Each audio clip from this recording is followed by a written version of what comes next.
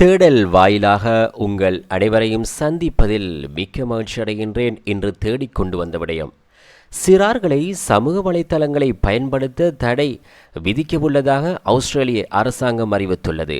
Instagram மற்றும் TikTok போன்ற தளங்கள் இளைஞர்களின் உடல் மற்றும் மன ஆரோக்கியத்தை எதிர்மறையாக பாதிக்கின்றன என்ற கவலைகளுக்கு மத்தியில் சிறார்கள் சமூக ஊடகங்களை பயன்படுத்துவதை தடை செய்ய ஆஸ்திரேலியா திட்டமிட்டுள்ளது.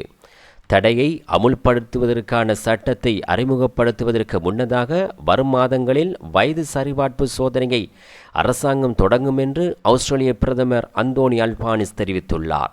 ஃபேஸ்புக், இன்ஸ்டாகிராம் மற்றும் டிக்டாக் போன்ற தளங்களில் நுழைவதற்கான சிறுவர்களுக்கான குறைந்தபட்ச வயது முடிவு இன்னும் செய்யப்படவில்லை. ஆனால் 14 முதல் 16 வரை இருக்கும் என்று எதிர்பார்க்கப்படுகின்றது என்று அல்பானிஸ் கூறினார்.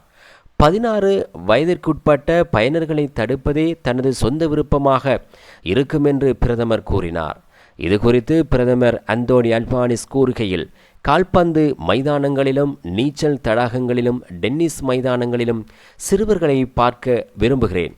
அவர்கள் உண்மையான நபர்களுடன் உண்மையான அனுபவங்களை பெற வேண்டும் என்று நாங்கள் விரும்புகிறோம். ஏனென்றால் சமூக ஊடகங்கள் சமூக தீங்கு விளைவிக்கின்றன என்பதை நாங்கள் அறிவோம் என்று அவர் தெரிவித்தார்.